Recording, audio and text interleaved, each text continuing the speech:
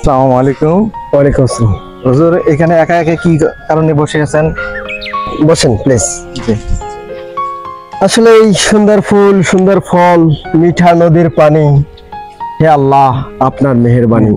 এই যে তীব্র রোদ, কারেন্টের অনুপস্থিতি, মানুষের জীবন বিরক্তকর হয়ে গিয়েছে মানুষের জীবন।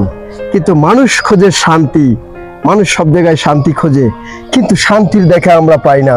কিন্তু শান্তি দিবার মালিক আছেন যে একজন, আমরা তার নাম জপি না, আমরা তাকে ভাবি না। আমরা আছি শুধু এই রাজপ্রাসাদ, অট্টালিকা, টাকা পয়সা, লোভ লালসা আমাদের জীবনকে যাতে নষ্ট করে দিয়েছে।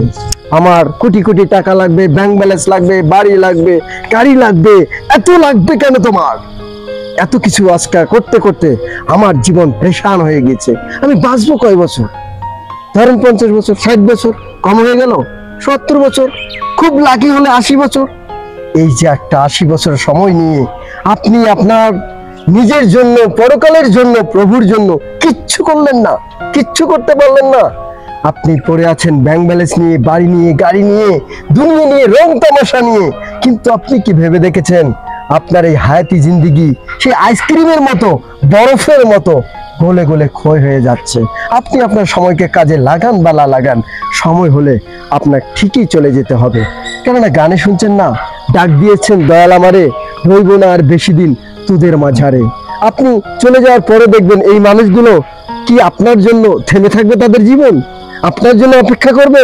কাঁদবে কেউ? 2 দিনকের অনুশোচনা সবাই করতে জানে। আজ কাঁদবে, কাল কাঁদবে, পরের দিন তারা ভুলে যাবে। কিন্তু আপনি এই পৃথিবীতে এসে কেন আসলেন? কি জন্য আসলেন? আপনার উদ্দেশ্য কি? আপনার এই অস্তিত্বের কারণ কি? আপনার এই জন্ম নেওয়ার সেই কারণ, উদ্দেশ্য, লক্ষ্যগুলো আপনাকে পূরণ করতে হবে। যার কারণে আমাদের ভালো হওয়া উচিত। আজান হয়ে যাচ্ছে, আমি যাতে প্রভুর কাজ করতে পারি, দাদা আশীর্বাদ করবেন। ওকে, ভালো থাকবেন।